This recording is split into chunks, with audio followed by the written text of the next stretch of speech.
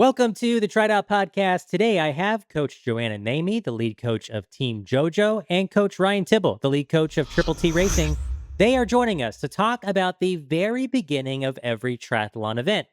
We're talking about swim starts, how to have a smooth swim start no matter what type of swim start it is. I'm Andrew, the average triathlete, voice of the people, and captain of the middle of the pack. We treat the show like any good workout. We'll start with a warm-up question, settle into our main set conversation, and then wind things down by having our coaches answer an audience question on the cooldown. Lots of good stuff.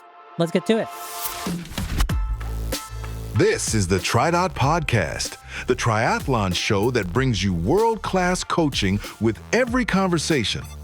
Let's get started with today's warm-up.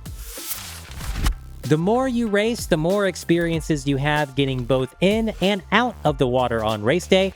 Sometimes it goes smoothly, sometimes there are hiccups, sometimes it's an extra interesting moment for one reason or another. Coach Joe, Coach Ryan, for our warm-up question today, what is your personal favorite race day memory that is tied to entering or exiting the water? Coach Joe. This was hard. This was a tie for me. I'll make them quick. My first Ironman was the full in Coeur d'Alene, 15, 16 years ago.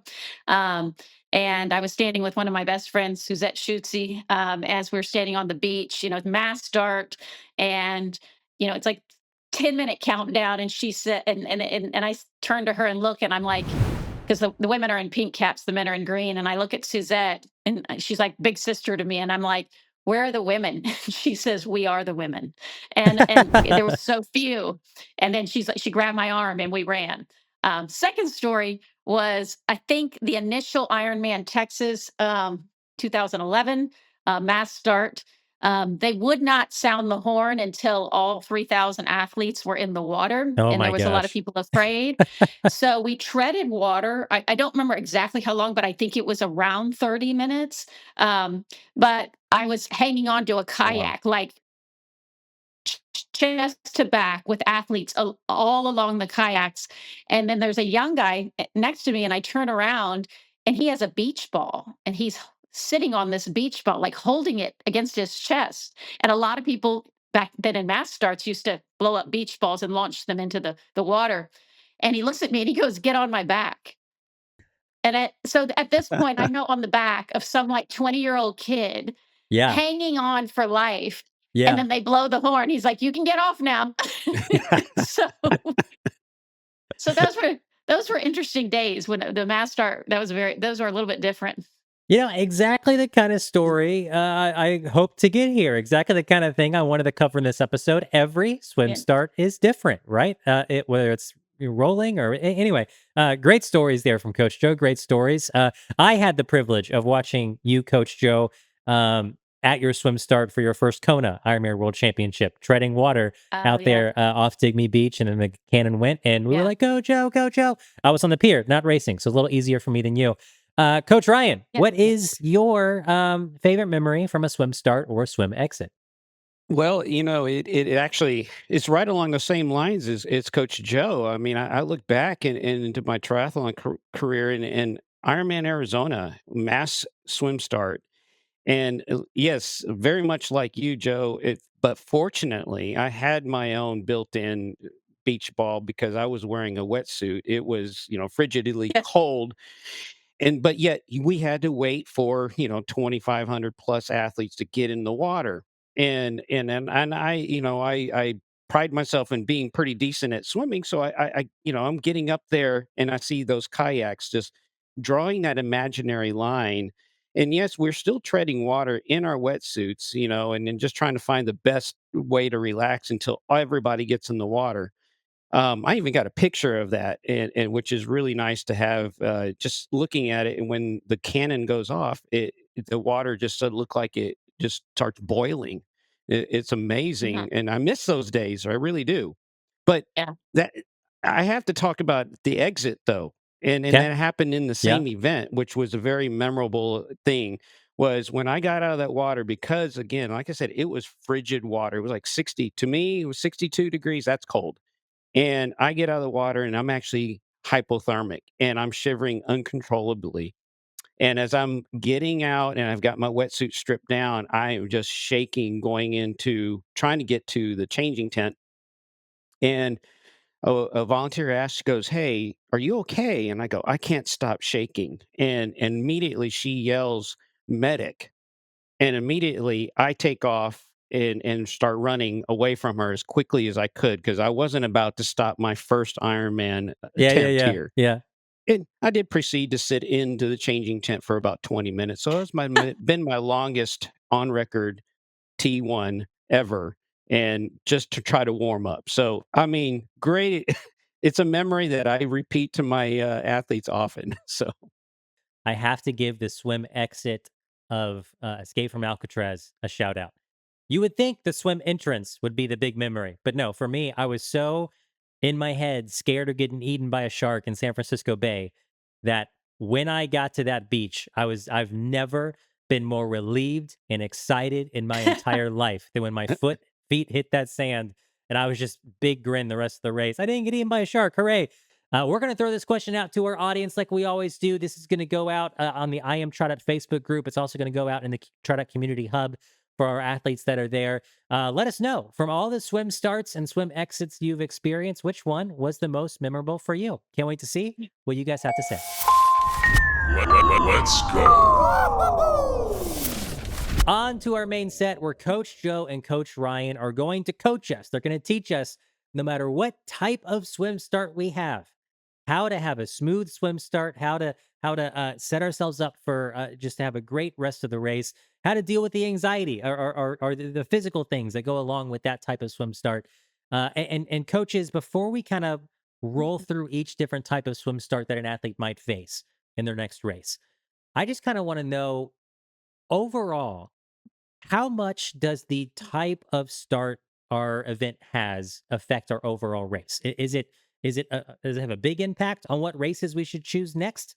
If we know we're better at a certain swim start than others, is it really just negligible? Once we're swimming, we're swimming.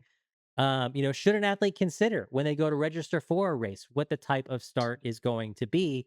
What do you guys think about this, Coach Ryan?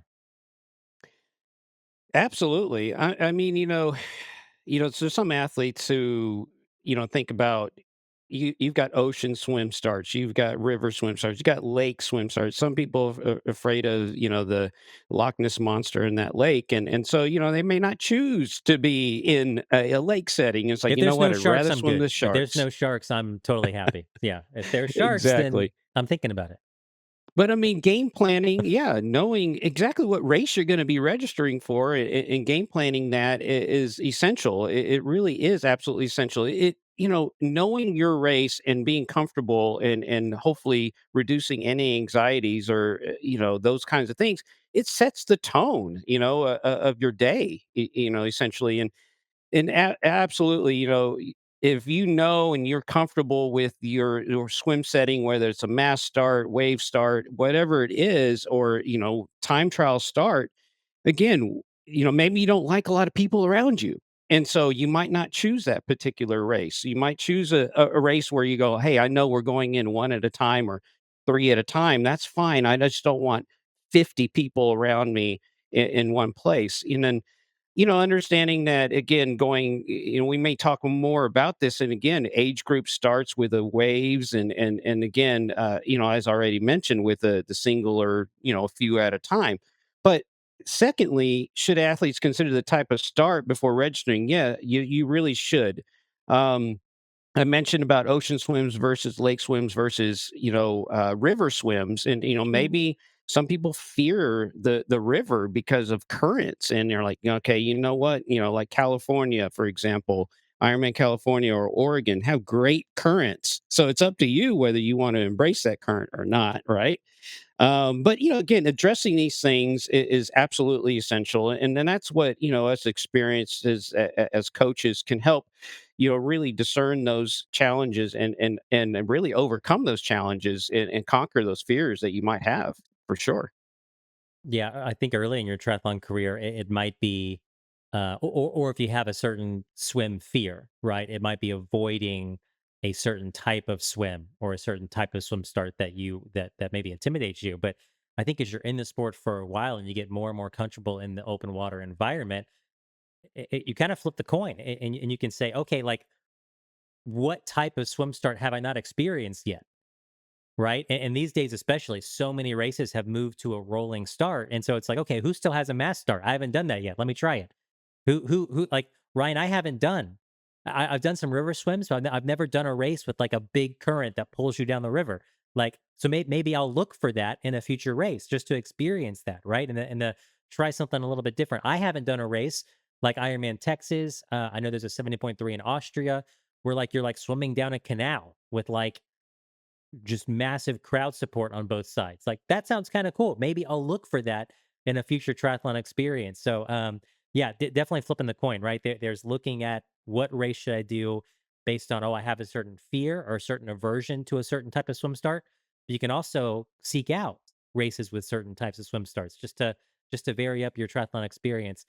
Coach Joe, anything here from you, just as your athletes are looking at the races that you would say, how much does the swim start affect the rest of your race? I think it greatly affects the rest of your race.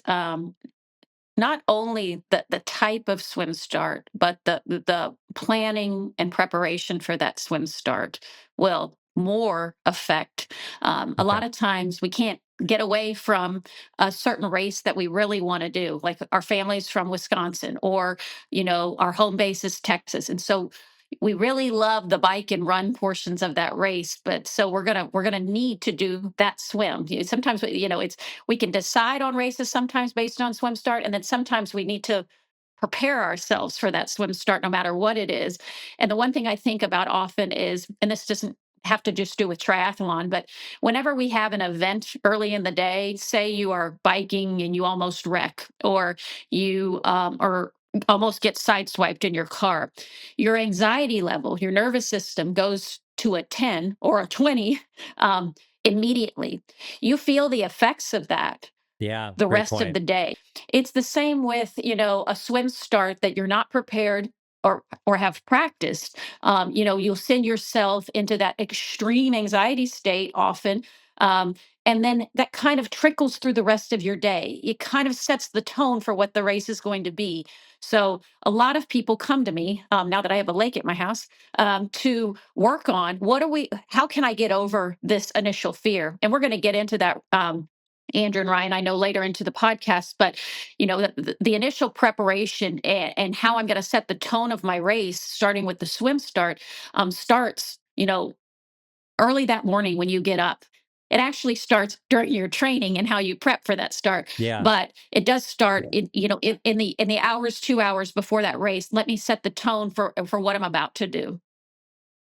Yeah, and Joe, let's go ahead and talk about that now. I know I've got it a little bit further down on our run sheet, but no Sure. matter what the type of swim start is, right? There's some swim starts that can have extra anxiety because maybe you have a mass start and you're scared of that contact, or maybe it's a rolling start and but you're jumping off of something like a ferry into Right.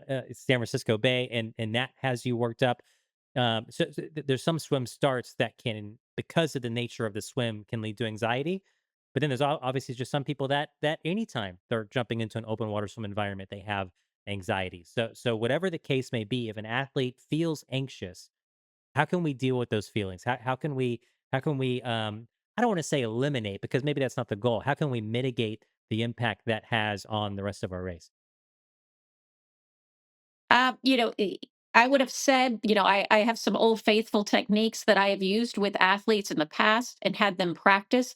What I've realized probably in the last couple of years is that there are multiple techniques that you can use, and it really varies based on the athlete. It's going to based on their swim experience, their race experience. How do we eliminate some of that anxiety? We're all going to be nervous. That's a given. You're always going to have nerves, but how do we eliminate some of that? And it is truly exposure and practice. I cannot emphasize enough how much open water swimming. If you swim 5 pool workouts a week, that is not going to translate to us entering into the open water and Yeah. how we deal with swimming in open water. And so I have my athletes practice. I call it the 10 minutes before they enter the open water swim. A lot of them do the box breathing that I've mentioned 5 million times on podcasts. But that if you Google box breathing, that is a technique I use for flying. I used it in an MRI machine last week. There are techniques that really will calm the nervous system. But I have other athletes that are too nervous to even get in a rhythm of the box breathing. And in that, we figure out what song, what Bible verse, what mantra, what works for them. And that is something that I make them write it down. I make them text it to me. And then, as we're going into an open water swim to practice, I'm looking at them and I'm like, are you singing it? Are you doing it? And when you practice your calming techniques, you're much more likely on race day to implement them and be Yeah. more successful at being at a calmer level when you enter the water. Yeah, I'm usually pretty comfortable swimming in open water. I've a few exceptions, like San Francisco Bay, that I've already joked about 4 times in this one episode. But Yeah. what I always try to remind myself on any swim start, because like my Ironman, for example, my very first full distance Ironman, I was very nervous before getting in the water. Right, that's a huge undertaking you're about to do for the first time, and I just always try to remind myself, like, okay, be nervous. You're going to be nervous. You're going to feel anxious. You're going to have those feelings. But once you're in the water and you swam those Mhm. first 50 yards, 50 meters, 100 yards, 100 meters, like, okay, like be nervous during that, but then settle in because you know how to swim. You built the fitness for this event. You know how to swim. Once you're out there and you're actually doing the thing, you're going to settle down. And so, like, when I'm nervous at the swim start, I try to remind myself, like, okay, yeah, you're a little nervous now. It's okay. In 100 yards, those nerves are going to be gone and you're going to be on autopilot doing what you know how to do.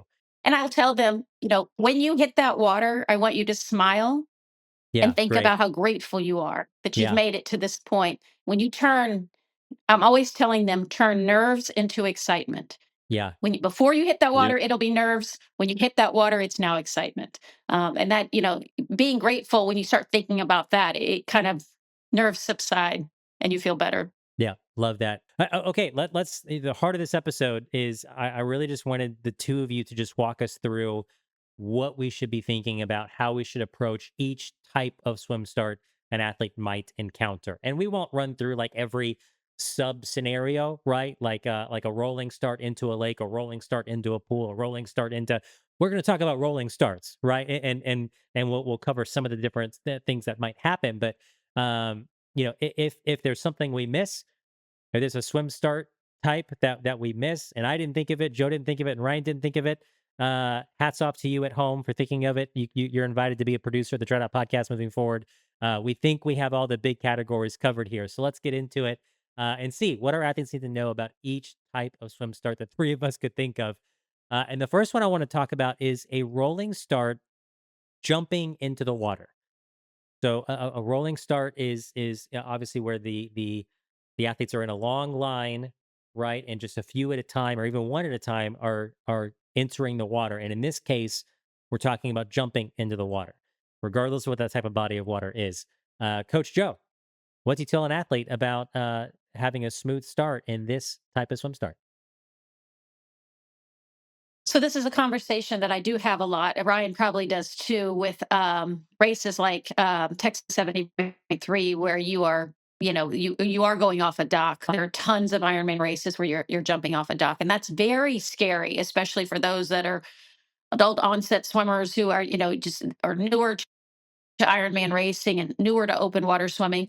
I tell them you need to do what you are most comfortable with. If that means sitting down and shimming into the water off the dock, that is fine. It can be very intimidating to jump off a dock. You don't know, you can't tell how far the water is down. You had that experience in Alcatraz, Andrew, and it's like that's a very intimidating swim start. So if it means sitting down makes you feel more comfortable, jumping in that way, that's totally fine. I also think it's important, and Ryan will probably touch on this because I think it's the main concept here is when you are self-seating in a rolling start, you want to put yourself in the right spot. If you are seating yourself at under an hour at an Ironman race, you're be up there with some big dogs. It's going to be very intimidating jumping off a dock and swimming in that situation.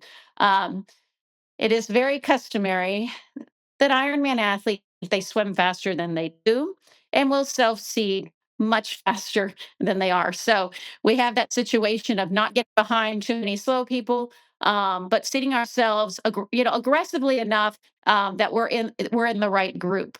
Um, so I'll tee that up to Ryan. He can talk to you more about jumping off the dock. Do it, Ryan.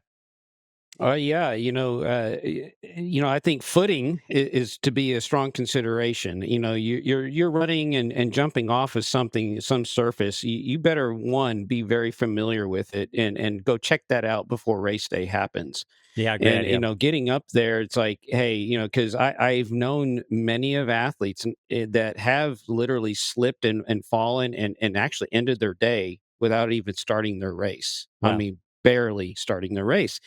And so, again, being very careful. This is not the time to be, hey, I'm gonna, Usain Bolt off this, dock here today, and we're gonna be very calm. And like Joe said, I like what she said. Hey, if you have to sit down, and then jump in.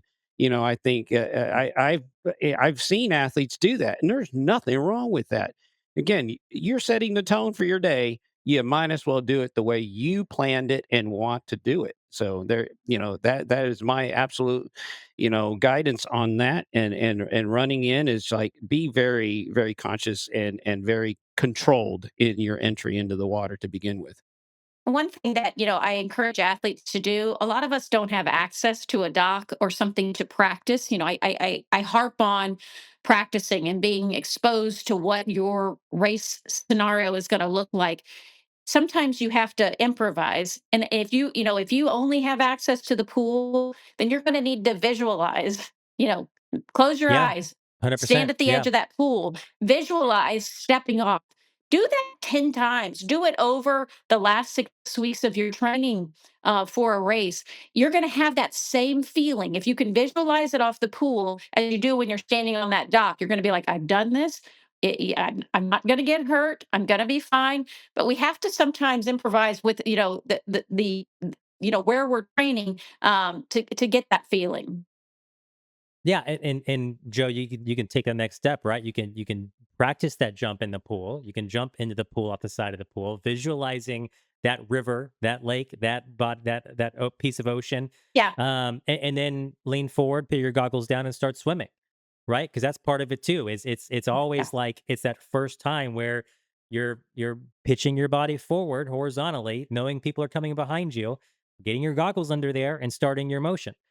And the more you can Yeah. practice that with that visualization piece, yeah, that sometimes that's as close as you can get to simulating the race day experience, but it will go a long way. Yeah, Ryan, go ahead. I, I like what you said there too. You mentioned the goggles. We hadn't talked about that yet, real quick. But jumping into the water, let me go ahead and tell you, if you're not putting your goggle straps underneath your swim cap, I mean, there's a good chance you could lose them. And Yeah, if you're one to put them straps over your swim cap, then it's a great idea as you're jumping in. Hold on to your goggles, hold on to your face, and put your hands over those goggles so you don't lose them. Because I have also seen that happen many, many times, and athletes end up having to swim the entire course without goggles on, and that's no fun. So just to add to that, have you guys seen athletes hold their nose? yes, Oh, Yeah, yeah. yes, yeah, yep, Or hold your goggles. Yeah, I've yeah, seen athletes hold their goggles while they step off, to prevent yeah, them from flying off. But the yep, nose thing, you have to do what makes you comfortable. There's no yeah, shame in absolutely, in in this race. You have to kind of give up that you're worried about what people think of you or what you look like. You do your thing. yeah. yep, Yeah, and some rolling starts are pretty calm, and there's just one or two athletes jumping in at a time. Some it can be as wide as four or five jumping in at the same time. And so I'll also say, or there's obviously Alcatraz where there's just a mass of people off of two exits of a boat, and that's the extreme end of the spectrum. But either way, I want to remind people, don't let anybody rush you. I mean, don't get up there and stop, but get up there, take the second you need, pick the spot of if you don't see a clean spot of water, wait for a second until you see a clean spot of water. Don't put yourself in a bad situation yeah, because you feel the pressure of athletes around you. Do what you need to do to take care of yourself and enter that water cleanly. And you can also, if you're not averse to contact, you just want to get in the water and start swimming. Sure, go for the middle. But if you know you're averse to contact, position yourself on the far right or far left where you can kind of jump out and to the side, right? And kind of have more room to space yourself out from the other people jumping into the water. So that's my little coaching bit here. There's also rolling starts, right? And again, a rolling start is just everybody's jumping into the water, entering the water a few at a time, as opposed to everybody. And it's a little bit different when you're not jumping into the water, you're running into the water because now you're elevating your heart rate. You got some distance to cover. Instead of that contact happening at the jumping point, the contact with the shoulders to shoulders is happening as you're running. What do we need to know to have a smooth experience with a rolling start where we're running into the water? Oh, these are my least favorite. Are they? I have like total paranoia about rolling an ankle, cutting my foot. Uh, people take off. Like, I mean, like they're doing a 50-yard dash. I'm like, this is the beginning of an Ironman. I mean, like, cool your jets. And what, what I would say is if you can practice that entrance, please take the opportunity to, because most of the time you don't know. I mean, you can't visually see where the ground's going to leave you. How far out you're going to be able to have contact. If you can practice, you know, running into the lake, running into the ocean, and then doing the dive in, you're going to be much more comfortable, on race day. But yeah, you need to be aware. Ryan talked about slipping off the dock. It's the same thing as that. You want to be very cautious as you're taking those steps. You don't want to trip, and face plant on the beach before you even began the race. If Most of a full Ironmans allow for a practice swim. I just did Frankfurt a couple weeks ago in Germany. Definitely went out. That was a beach entrance into a lake, but I practiced that entrance because I had no idea what the ground was going to feel like. Yeah. Is there going to be rocks? Is there going to be shells?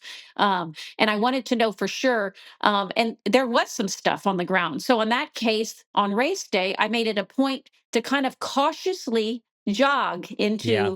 Good point. into the water. And though there were people running faster than me, I didn't care. That's what made me feel comfortable and knew it was going to set me up for a better swim. Yeah, so with the rolling start where we're running into the water, an interesting decision an athlete needs to make is like how far into the water do you let yourself get before you leave your feet and start swimming? And Joanna, maybe along those lines, if it's a rougher surface, you're going to be motivated to start swimming sooner. I'm sure like how quickly does the water get deep is a factor here. But Ryan, what does an athlete need to consider in terms of like the smoothest, best possible way for making that transition from being on our feet, running forward, to being horizontal and swimming? When does that happen? Yeah, that starts from the second they send you off. I think one, our heart rate's already elevated before we even get in the water. We're ready to race. We're amped up, and again, as we've kind of alluded to, it's like you take your time and getting in. If you are really accustomed and very comfortable for it, and then you can run into there, but just keep in mind your heart rate's going to get elevated if you decide to sprint into the water. Now, once you're, again, if you're walking into the water and taking your time, you're going to keep yourself calmer and get going. And once you get to a point where basically, if the water is reaching up close to you, just above your knees, that's that point where you start to consider, Okay. hey, let's get horizontal. Okay. Yep. Let's get horizontal and let's get moving and start swimming and relax into your stroke and start singing, the Dory song.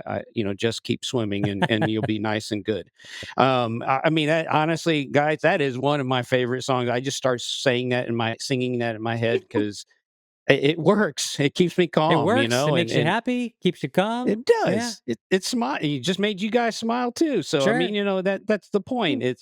Mm. But again, getting into there, and then if you are an aggressive starter, I mean, yes, the water when that water gets to that level again, just above the knees, it's like it's time to launch yourself into it, and get to swimming and finding your path and getting your hey, maybe you get on somebody's feet and where you can get the draft going too. Those are great opportunities to start looking for those other athletes that are around you that maybe you can start your draft right off the bat. That's another consideration as you're running into the water. So Yeah, fun stuff running in. I do like it. I am one of those that will start to run. I do get the run going. It's just I like running, so it feels good to me. So I'm opposite of Joe, I guess. So you would say. Well, Ryan, I am 50 years old now. But I do love that you talked about that, because the number one question I often get from athletes when we're talking about saving time, for very competitive athletes, is the rule of thumb is you will swim faster than you will walk or jog in water. So you want to be swimming m- as much of the time as you can. So when Ryan said, "Yeah, it gets near the knee," you need to get horizontal. You need to get into your Okay. flat swim position. Same with the exit. You want to stay swimming as long as you can, because you will expend a lot of energy if you stand up too fast and try to run this thing out. You will be exhausted coming out of the water going Yeah. into T1. Yeah, I really I like that point as well. The other thing Ryan mentioned that is a great point here, as we're talking about rolling starts.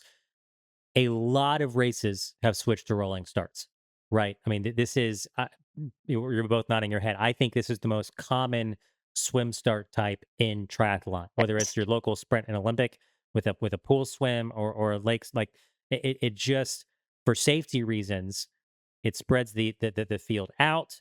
It gives the safety personnel just a few athletes at a time as the train of athletes is swimming by to keep an eye on.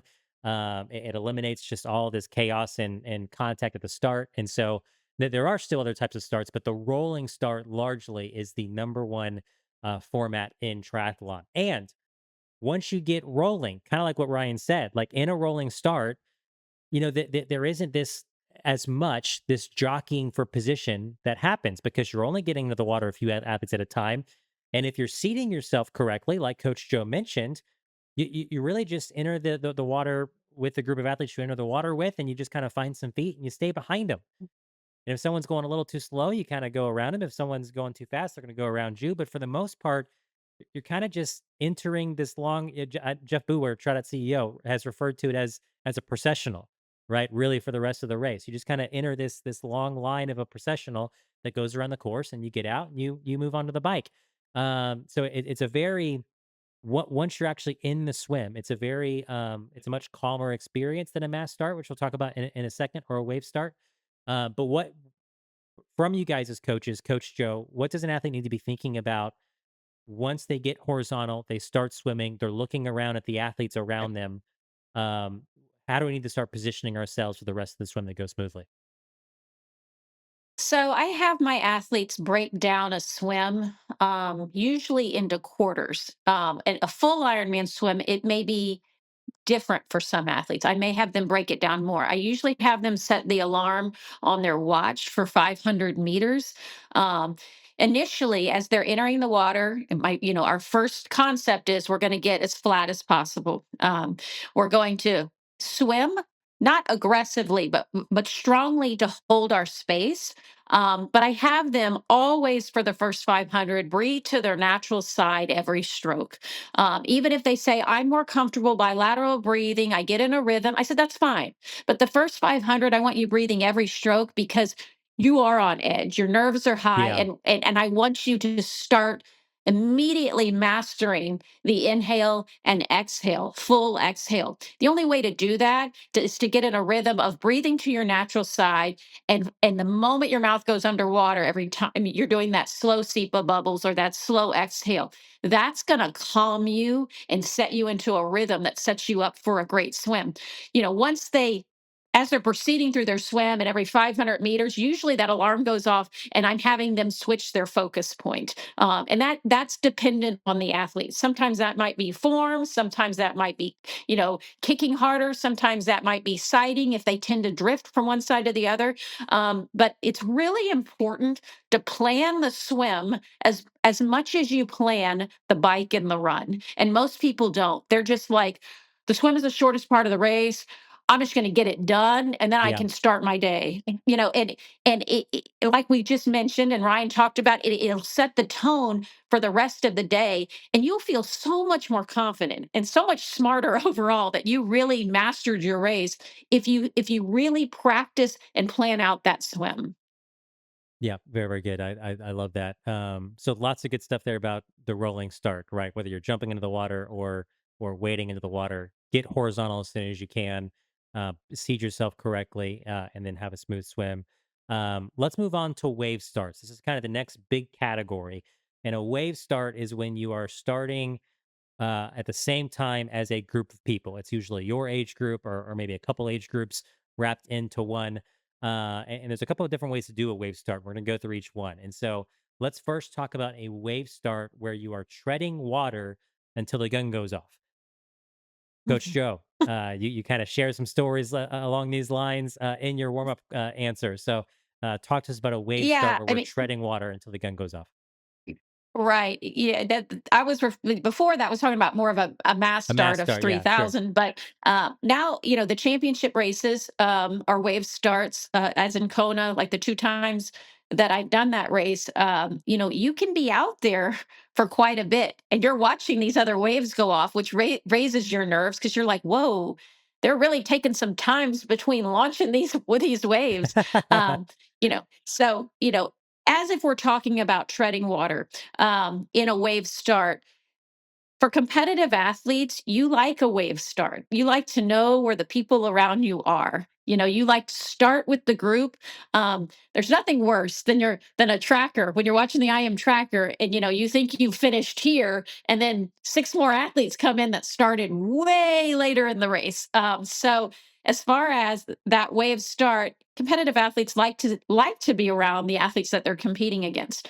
Um, I think we get into this later, but we can talk about it a little bit. And I know Ryan's going to have some input on this. Is that as you're treading water, him and I have done this for a long, long time, and we've had those races where you tread it for quite a while. Uh, that's a thing that can be practiced. That's a thing that you should think about. If you know Yeah, you're going interesting. into a world championship race, then maybe you need to get out there in the open water and tread for 20 minutes. What are the techniques you're going to use during that 10, 15, 20 minutes where you don't get nervous and start to panic and freak out?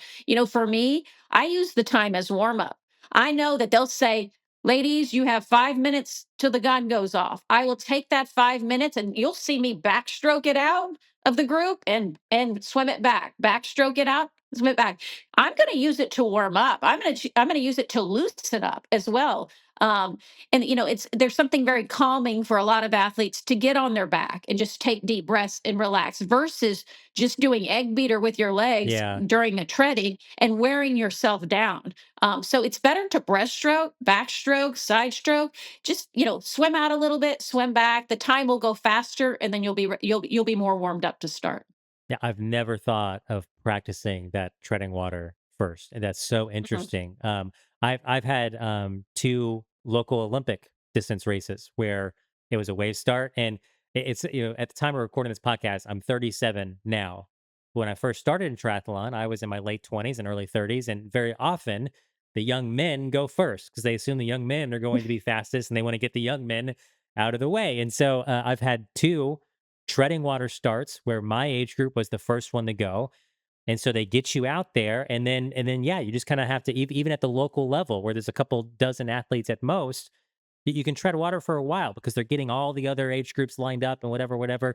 And you just kind of like, yeah, you do burn some candles just sitting there egg beating your legs. And I tried to just look around and enjoy it and start chit chatting with some of the guys, around me to just get my mind off what was about to happen. But yeah, I never considered practicing that, getting in open water and just practicing staying in the spot. How does my body feel after 10 minutes of doing it this way or doing it that way? Very interesting, Coach Joe. Ryan, what would you tell an athlete in terms of positioning yourself in the group here for a mass start or for a wave start? Again, sometimes this, if it's a local race, might be 10 people next to you. This might be 100 people next to you, depending on the event. But what do we need to think about in terms of where to place ourselves for a wave start? Yeah, you need to be real with yourself first off. You got to know is swimming your strength or is swimming your weakness? And I mean, are you strong? Are you strong there? And positioning yourself in a big wave, if you're not a strong swimmer, don't put yourself up in the front line of that wave. And number two is consider is like, do you really like people around you from the get go? And if you don't, then also position yourself towards the back of that wave. And again, it just again, anything to help reduce those anxieties and calm you down. Again, positioning is so important. And so if you know, again, fast swimmer, and you're like, hey, I don't mind people around me, and I don't mind the boxing match that's going to ensue right after you take off, because you will get hit. I mean, I often reflect on a video. I think it was Cliff Bar. And Yeah. so you can Yep. go YouTube that. And I think a lot of pugil There's a sticks, Cliff the Bar guy's running into commercial. the Yeah. water and he's getting beat. Well, guess what? That happens. That's real. And again, if you want to position yourself and you're used to that kind of situation and you're fast enough to tolerate those things, put yourself up front. If you don't, really consider just putting yourself towards the back of the group and just being more comfortable with where you want to be, where you want to belong.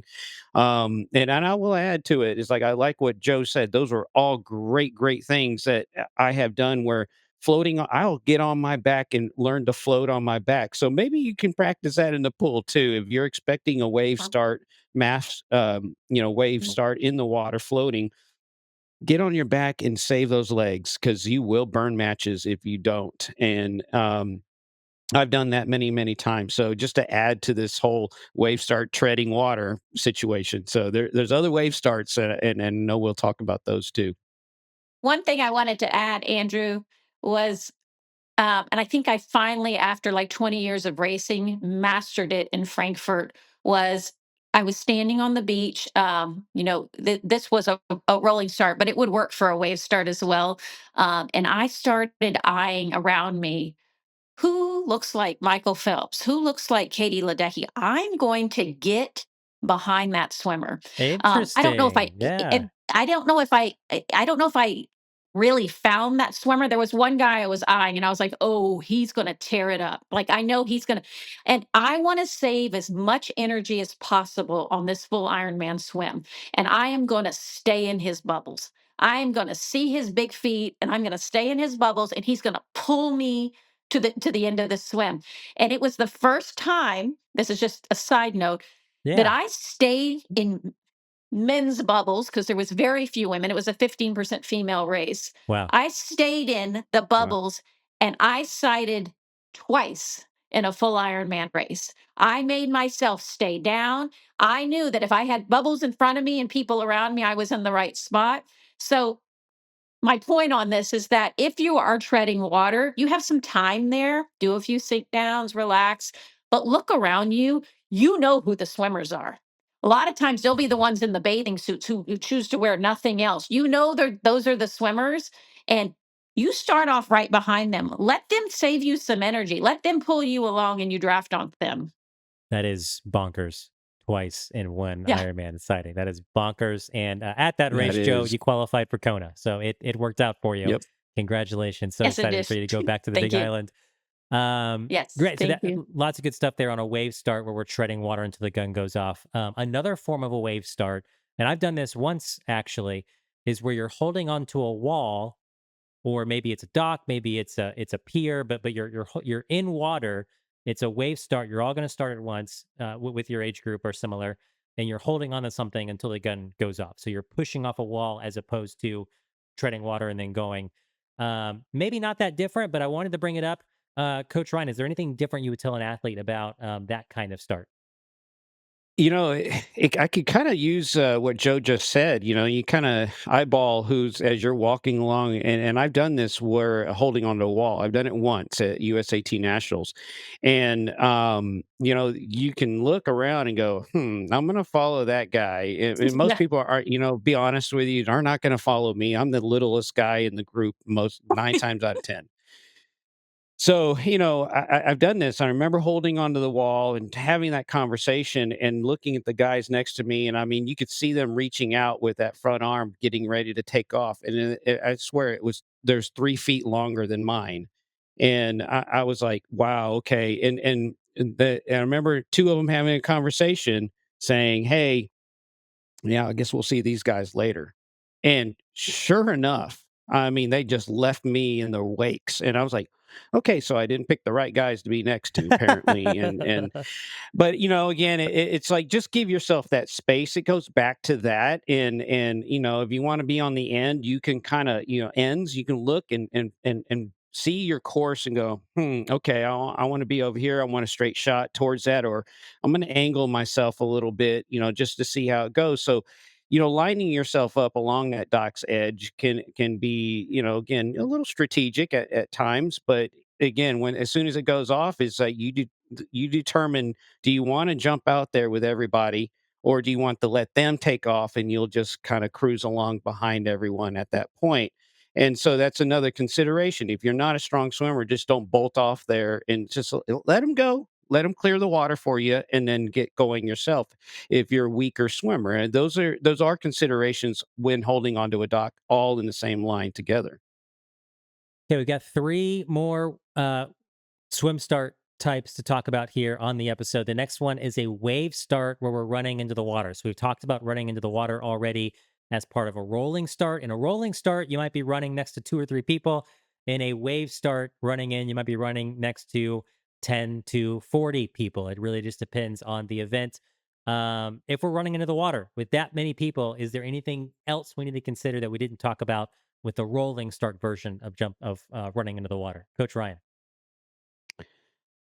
No, I think we've really touched on it quite a bit here with the bigger groups. Again, it's just putting yourself and lining yourself up, and when you're running into the water, it's like, where's your strength at? And not it's not your run, because you're starting to swim first.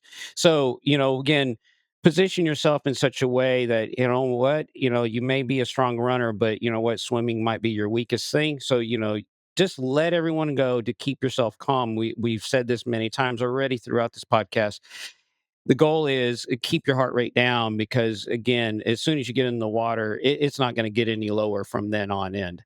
And so running into the water is just like, do it safely, do it right, and with the waves of people, it's like you may just again position yourself so that, hey, you're not boxing people on dry land before you get in and get wet. So I think that's big considerations. And again, if you are the super competitive guy, then get up front, because you don't want to be stuck in the middle. And get up front and run into that water, and obviously get into your groove immediately as soon as you can. So you've got options depending upon your skills, but really be honest with yourself and consider your skill level in the water in general, and line yourself up and start appropriately, whether it's in a wave start in particular. Yeah, I've done this a couple times. Always at a local sprint or Olympic where we're running down a beach into the water. I've done that in Texas Lake. I've done that on the Florida coast. And what I did not realize, what I didn't think about the first time I did this, is when you're running into the water and you've got people around you, you might be very close to those people. And you start entering the water, you get to where you're about knee deep in the water. Everybody starts to lay forwards to begin their swim. Well, those people that were right next to you, right in front of you, right behind you, and we all fit in that amount of space vertically while running, are now laying down and taking up 5 feet horizontal space instead of 1 foot horizontal space. And so I've got, a couple guys right in front of me. And I see them, their body language, they're starting to go forward. I start going forward.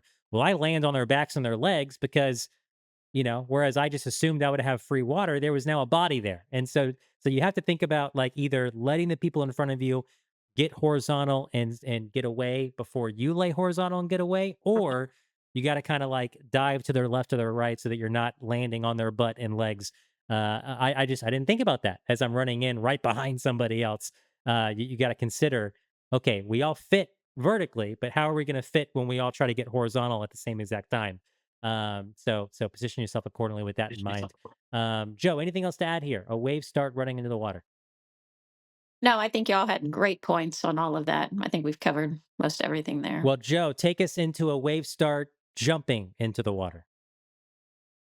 I think we talked a lot about all the situations that can occur with jumping in the water. One thing I like to talk about as far as a wave start, when you're talking about, these are the women 45 to 49, or these are the men 30 to 34. One thing I talk about with my athletes is you've got to avoid being distracted by the competitors around you. You have trained and practiced all of these scenarios for what you're going to do for your race. You can only control what you do. If you start to look around, get distracted, focus on the guy who's doing asymmetrical arm swings, whatever, you start to lose that focus on what you planned for that moment. What do you need in that moment? Do you need to sit down and jump off the dock? This plays itself throughout the entire race. I talk to my athletes about the full distance and coming back to the center, coming back to the focus and saying, I practiced these things for my race. I'm not going to worry about what the people around me are doing. I'm only going to control what I'm doing.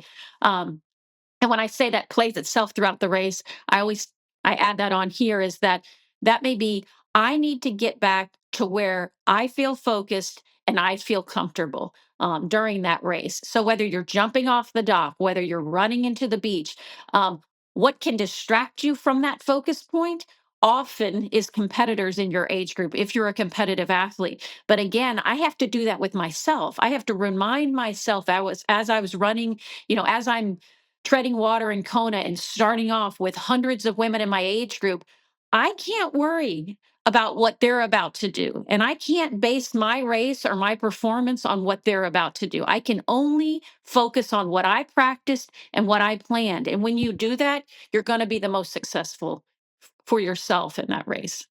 Absolutely love that, Joe. Yeah, thanks for that ad. And the final category we can talk about, and we've teased it a couple times. Maybe there's some stuff to add here. Maybe there's not some stuff to add here. There are races left. It's not as common, but there are races left with a mass start where everybody starts at the same time that's in the race. I have done this once. It was my very first 70.3 New Zealand in 2018, I believe was the year. Very similar to a wave start, except way more people. So is there anything else that an athlete needs to know if they do have a race coming up that is a mass start? Coach Ryan. Yeah, bring your boxing gloves. But no, seriously, I think the odds go way up for full contact swimming. And but at the same time, but seriously, it comes back to what we've talked about already. A lot of in the positioning yourself appropriately, and I would also add to this, and I don't know if we've mentioned it yet, but friends.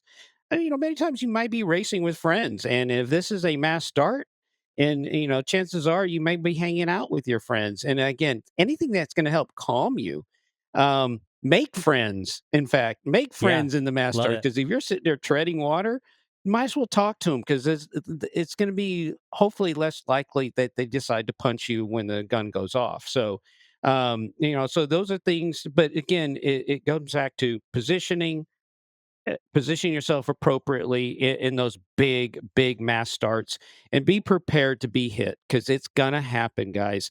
It's gonna happen. And the biggest thing you can think about is, don't panic when you get hit. Just know that you just became friends with somebody else real Sure, sure, sure. quickly, Yeah, don't take it and personal. because you got Yeah, touched. So yeah, yeah. exactly. I'm sure Joe's probably got something to add to this part, but that's what I got right there. Um, yeah. So I think the first 5 Ironman I did were mass starts. 2 of those were Texas and extremely crowded, and thinking that I'm such a bad, awesome swimmer that I'm going to position myself up there with all the men.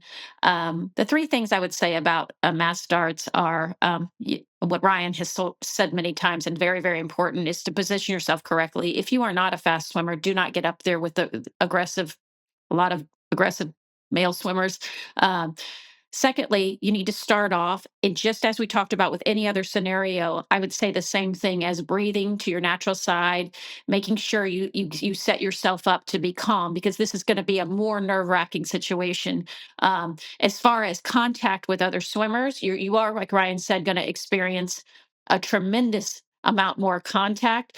I've had an earring ripped out. I've been black eye, all of these things that occurred. In Texas, we used to have scratch marks down our arms when we would come out of the swim. And not to scare people, but people will ask me, well, what did you do in those situations? And my situation was I literally, like, under my breath or out loud, I'll say reset. I'll say reset. And it like triggers my brain to say, I'm okay. I'm not unconscious. I'm okay. Reset, refocus, get back to what you know what to do. And when I say that to myself, it kind of takes the sting off of something that's just happened, because we all are going to have, and this can carry throughout the whole race. We're all going to have situations where, we go down on the bike, or, we twist an ankle on the run. It's kind of where you have to stop for a second and say, reset. I'm okay. And now I'm going to get going and get back to my focus points.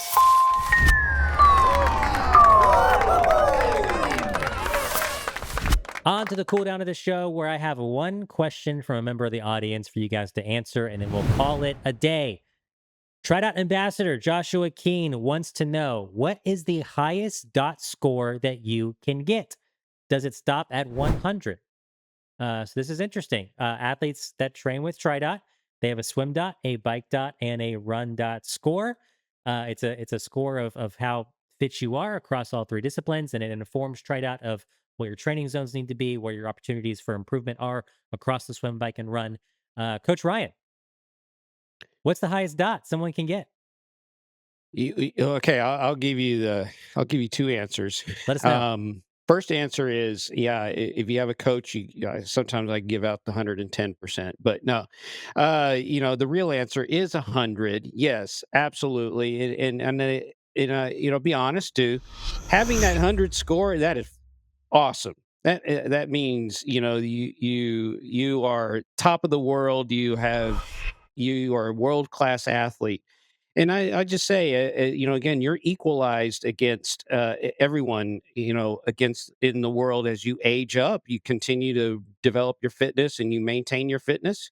Again, you can see those dot scores continue to climb as you get older. They don't drop necessarily. So keep that in mind. But yes, you can absolutely get 100 is max, unfortunately, or fortunately, whichever way you look at it. I mean, that's just saying you're the best and best of the best and number one. That's it. Yeah, Jeff Boer has talked about this on some of our early episodes of the TriDot podcast. But the swim dot, run dot, bike dot, the whole TriDot system, that scoring system is based off some research done by a famous run coach named Jack Daniels, not related to the alcohol, but related to the running Jack Daniels. And he had a fitness measurement scale called the VDOT system, and it was a 0 to 70, or maybe it was 40 to something to 70. It maxed out at 70. I'm almost 100% sure on that. And so Jeff was aware of that research, and it was nothing but true research that went in to the makings of TriDot, and just tweak the scale to be a little bit more understandable for the average person. I think most of us are used to being graded on a 0 to 100 scale. So yeah, a 0 is you're crawling out there on course, and a 100 is you're a world record caliber athlete in that discipline. So me, for example, right now I'm at 71 run dot, I'm a 64 swim dot, and a 67 bike dot. And so TriDot, it knows I have room for improvement on the swim and the bike relative to the run. And the highest score I've seen, just to get to what Josh is asking about here, the highest score I've seen, because we'll talk with athletes at the races sometimes. What's your highest dot score? There's a TriDot coach who was a collegiate swimmer who I know was a 91 swim dot. And so Yeah. somebody that's that level, like I swam at a collegiate major university level in college, is a 91 as a swim dot. Do you guys know off the top of your head what's the highest dot you've seen in one of the athletes you coach? You don't have to name names or anything, but I want to say 80s. I've had some swimmers that were maybe in the low 80s. I don't think I've seen higher than that. And just what you said, Andrew, I think it leaves itself that there's always room for improvement, yeah, even with your most elite cyclists or elite swimmers. One thing I would add is that one thing I harp on with my athletes is they'll get fixated on that dot score. And I'll say, that's great. This shows that we have room to improve your bike fitness or your run fitness or your swim fitness. But I want your prep game and your nutrition game and all of those things to be as strong as that fitness game, because when it comes to executing an endurance race, whether it's a half Ironman, Olympic distance, or full Ironman, if you don't have that nutrition game and that strategy as to how you're going to enter the water, all of these things as strong as your dot score there, it's not going to matter. So you know, I like that it's a motivator. It is a really, really It's a good motivator to great have the motivator. scoring Yeah. system. Yes, it is. It's been very helpful to me. But on the same note, I want athletes to work with a coach or work with a friend or work with somebody to be as prepared for all of the elements of race day strategy. Last thing I'll say here while we're talking about the dot scores, it is on a curve. And so Yeah. increasing your score from an 81 to an 82 is a massive deal. Like that's a big step up in fitness. When you're newer to the sports and you're growing, you might jump in one training cycle from being a 38 to a 45. And so a lot of people, when they Right. really get into the sport at first, they're seeing these huge improvements, and all of a sudden, they're in the 60s, 70s, and 80s, and finding those dots, they're only gaining by one or two each time. That's normal. That's very, very normal. The higher you get on the scale, the harder it is to continue climbing on the scale. So, yeah, Josh, hopefully that answers your question. Great question about the dot scores. Thanks for listening to the TriDot podcast. Help us out by leaving a rating and review on your listening platform of choice. For more opportunities to learn from our coaches, check out our YouTube channel and follow TriDot Training on social. Ready to train with us? Head to tridot.com and get started for free. Until next time, happy training.